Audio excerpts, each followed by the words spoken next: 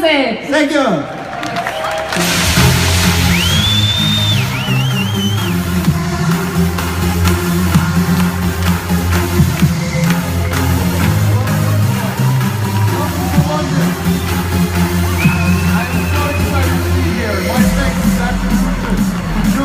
Sebastian and to all of OneCoin for inviting me to spend some time with you. Thank you. My name is Principe. I'm the publisher of Financial IT Magazine. We've been covering cryptocurrencies and blockchain for over a year. We're one of the early leaders in this coverage. And today I'm here and I'm pleased to talk to you about the value chain revolution, and all of you are part of it. But before I get into this, I want to just tell you an interesting statistic. Last year, 2015, Interpol found that people robbing banks has gone down by 37%. It's good news. The bad news is there's been a 100% increase in banks robbing people.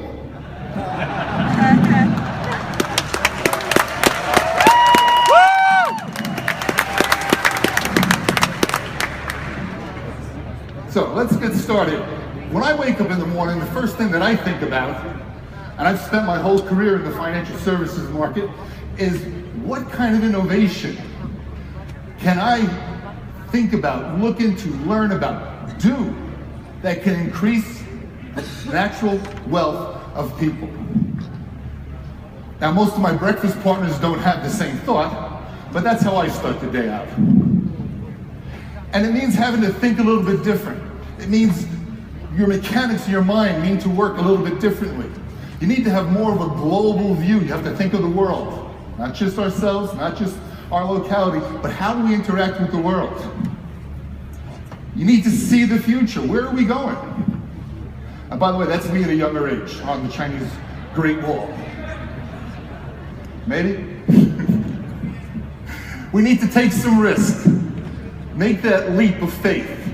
But I'm not talking about risks that we don't understand. I'm not talking about risks that we can't manage. I'm not talking about risks that we are going to lose our house and our wealth and our families on. I'm talking about manageable risks that will help increase our futures.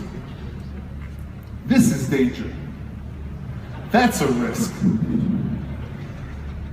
So when we talk about innovation, Wikipedia says it means doing something new, but I actually like Dr. Sanjay's definition, which is innovation produces wealth. And to illustrate it, I've got this statue, the spirit of innovation. Can anybody in this room tell me where this statue is? Any guesses? I'll give you a little hint. Vatican. Where I live is in South Florida. Didn't help? Not Miami. Walt Disney World. Well, hey, Walt Disney was an innovator. Walt Disney World is an innovation place. Okay, so what's coming in the future? We need to think about that today. We need to make and take actions today. Not like my friend here on the screen.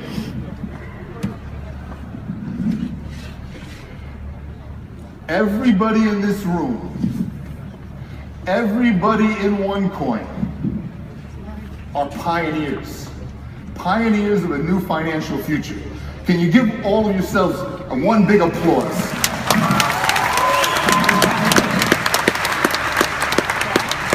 Because you're the people that are going to drive the future, just like these pioneers of old did. You're going to break through. You've already broken through. Look at the numbers we've heard so far today. It's pretty amazing. It's time now.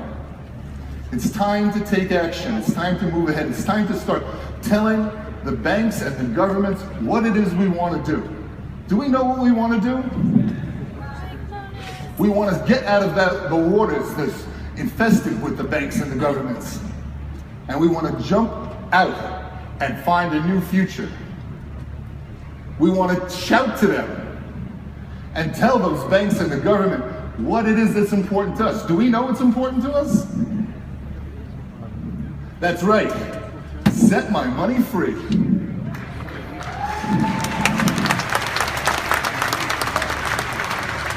And this is where the problem is today. So you could load up all your money and take it to the bank.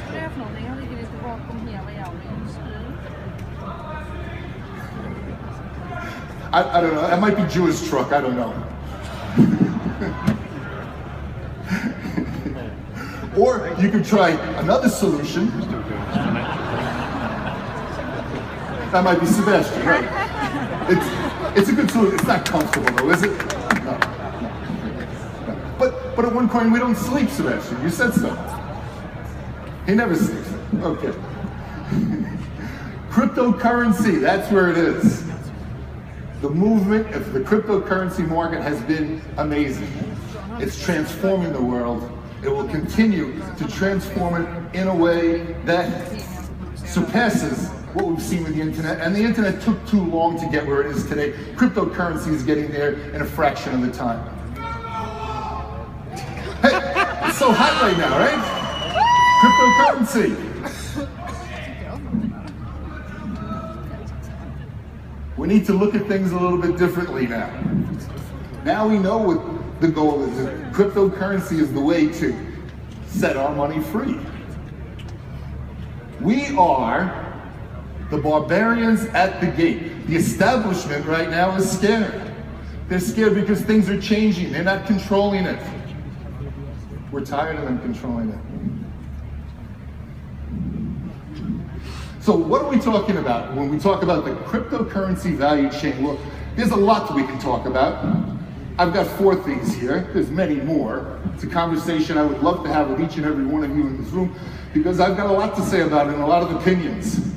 And I'm very fortunate to speak to a lot of people in this industry. But the 4 main benefits are the unbanked. It's a tremendous problem. Sending your money where you want to send it. Preserving your money. Being able to actually hold on to the wealth that you earn with your hard day's work and the sweat that goes into it. And being able to buy and sell what you need, what you want, when you want it, through global trade. There's many more, but for me, these are the 4 keys. So, actually these slides were supposed to move when I'm ready, and they didn't. But we have, for the unbanked, there's the unbanked, there's the underserved. Okay, unbanked we know, those are the people that can't get bank accounts or that have no access to bank accounts. Underserved are people with bank accounts that don't get the services they need. The unbankable, right? These are people the banks don't even want to deal with. And then you have the people that are mildly banked, which are the people that, you know, the banks kind of give the account to, but they're not really interested. And it's such an important topic. There was a movie in 2009, Banking the Unbanked. And there's a formula, the unbanked curve. So people have put a lot of time and effort into coming up with a lot of the issue that goes on with the unbanked. And I'm very pleased to say in my conversations with Dr. Ruja that this is an issue that is so close to her heart that she's stepping up and taking action.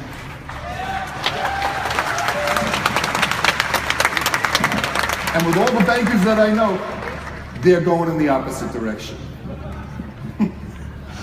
Quickly.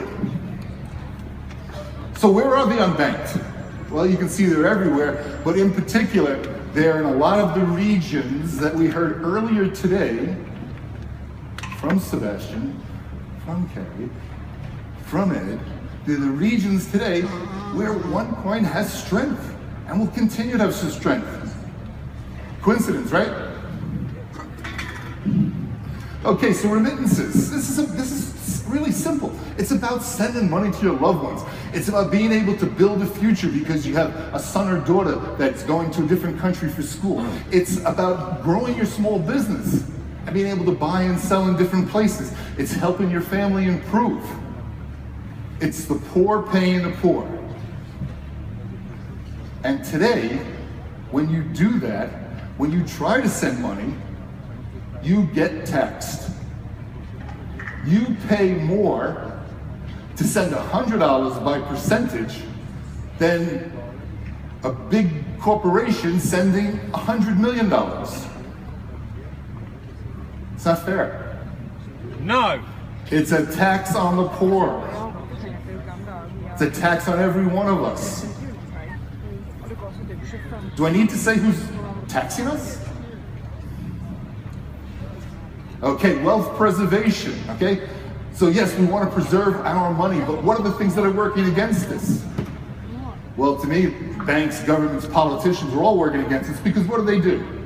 They devalue currencies. They put currency control. You can't get hard currency in a lot of places without going through big ordeals, long waiting times, and then even then they give you a small amount. Political manipulation. What do I mean by that? I mean, it's politicians that start wars, right? It's politicians that start arguments with other countries. It's politicians that split the world up instead of bringing us together. Unequal tax regimes. You know, how come if you live in one country, so much more of your wealth goes, and you live in another country and you pay a lot lower rate? And, more importantly, as we saw if you follow the news, the Panama Papers, how is it when we're wealthy, we don't have to pay any taxes? Fair? Corruption. I'm not even going to go into that one. Inflation and deflation. Who does that to us? Governments and politicians. Negative interest rates. This is one that we've seen the last few years. So let me understand this. I'm going to put my money in your bank, and you're going to charge me to put my money in your bank, and then you're going to use my money to make money. That's fair. Right? I go to a lot of banking conferences, and they all say, yeah, that's right. Yeah, that's just how it works. So these are the things that we have to watch for, and these are the kind of guys we have to watch out for.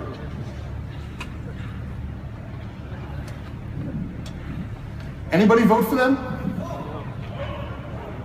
Well, you might have, you just didn't know it until you see these pictures, right? So just to give you one example, OneCoin's very strong in China, but what's happened in China? Well, in August of last year, we had a devaluation. That means everybody went to sleep at night with X number of dollars, X amount of value, and when they woke up the next morning, what did they find? All of a sudden, we have less than what we had the night before. Is that fair? Who does that? Governments, politicians, and banks. We had a similar incident just in May, where again there was a small devaluation. And this doesn't just happen in China, this happens in all countries, and by the way, it's worse in a lot of countries. So that's the thing that scares me. When is it going to happen next? Where is it going to happen next? Is it going to happen in your country? Is it going to be your currency? You want to keep your money in your bank? When you wake up in the morning, it's a sinking feeling. When all of a sudden you look on your bank statement and you find you're not worth as much as you worked for. That your bucket of sweat just got dumped out. So come to global trades. This is the buying and selling of goods and services and ease of settlement for buying of goods and services. Being able to do that and cross borders and not have to worry about fraud. As we heard, that there's a big push on security and some very impressive offer of a competition from OneCoin, right? It's the inaccessibility of certain markets and restrictions on what you can buy or sell. And who does that? Well, it's governments. It's the banks. You want to make a cross-border payment? Oh, well, there's a payment fee, there's FX charges, there's, I don't know, the bank in the middle charges, right? You want to buy some things in certain countries and, oh no, we have an embargo on that country, and, well, I don't know, I personally don't have fight with, or I'm battling with anybody, any country or nationality. Oh, but if my government has, well then I can't do business, I can't buy what I want and get the items that I need. Sound fair to you? This is why global trade's important. And all I want to do is point out to the number in the middle, because in 10 years from now, the global economy is going to be worth $166 trillion. That's trillion with a capital T. There is a huge potential for a cryptocurrency to be a trade currency. A cryptocurrency that's done right, that's done with visibility, with compliance, that's done so it can cross borders, that's done so that it's easy for somebody to be able to buy and sell things.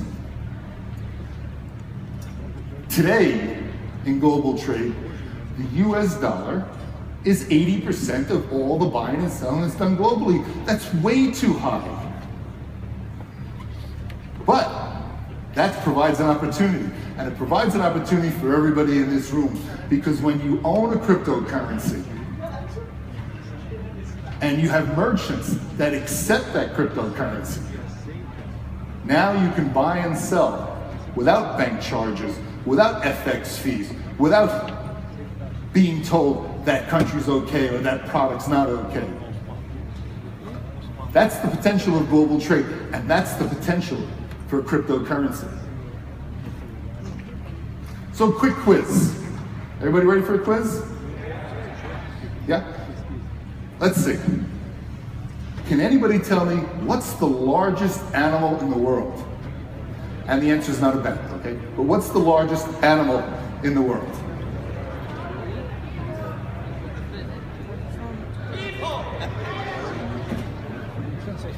Yes, it's the whale.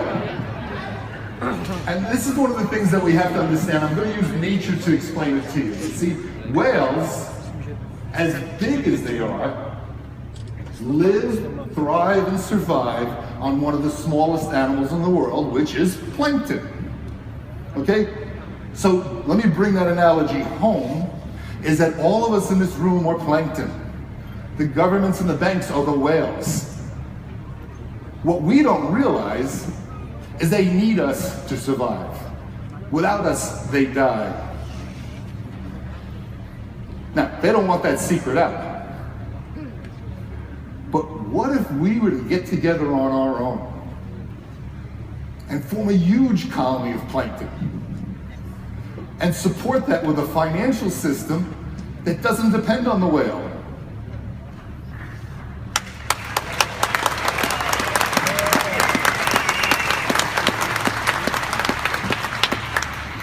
That's the goal. That's where the direction is. So there's going to be a convergence between the old money system and the new cryptocurrencies and digital systems. I'm betting on cryptocurrencies. I don't know about anybody else in this room, but that's my bet.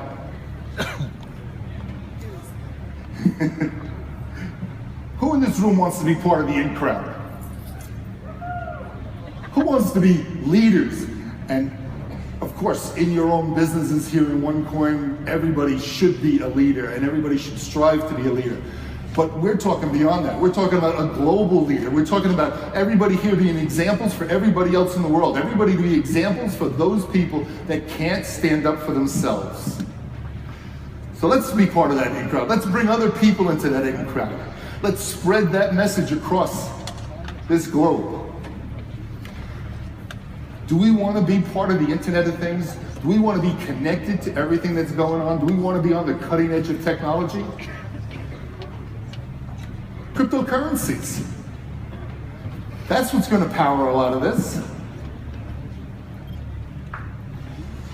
Cryptocurrencies, underlined by the technology of blockchain. But there's so little time. What are you doing with your time? What are you thinking about? What are you waiting for? This is an interesting scale. It's called the cost of inaction. Some of you might have felt this already. Some of you might have had a friend come to you and say, hey, you know, I should help you be part of OneCoin, as an example. I should help you be involved in cryptocurrency. And you might have said at that time, I don't understand it. I don't know if I have the money for that. I don't know if I have the time. But did you think of what's the cost of inaction? And then what happened? A month went by and all of a sudden you saw your friend with a brand new car, right? How many people have been able to buy brand new cars? Stupid bitches. Cost of inaction. And that cost of inaction only helps guys like this. That's who you're really helping when you hesitate on getting involved with the future economy of the world. This is where you all want to be. It's kind of a nirvana state, you know, we've got the financial thing is taken care of, we can buy and sell what we want, we can get all the nice things that we want, we can think now of things that really are important. Helping our families, helping our friends, helping our countries. So, when somebody asks you, or when you ask somebody to take a look at cryptocurrencies, to get involved in cryptocurrencies, to find that as the new medium of financial exchange and value, remember the turtle. He only sticks his neck out when he makes progress, right? Let's all be part of progress. So I'm going to leave you with a quote from one of my favorites. Maybe people have heard of the immortal Bruce Lee. And his famous quote is, "Be like water, my friend."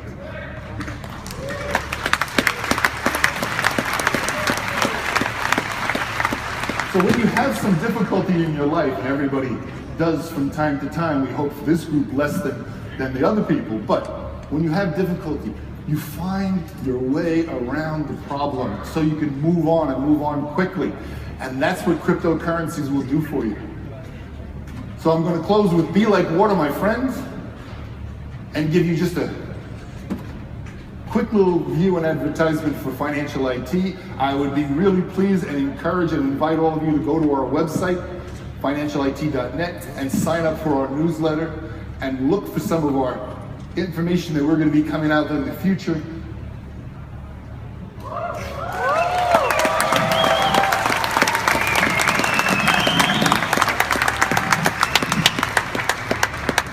Okay, but that's not all. I'm going to finish with giving you just a little secret, is that we've got coming up very soon a new issue which will have some of the best writers in the financial industry contributing about blockchain, but more importantly about cryptocurrency, and we're going to run a special feature on your leaders here.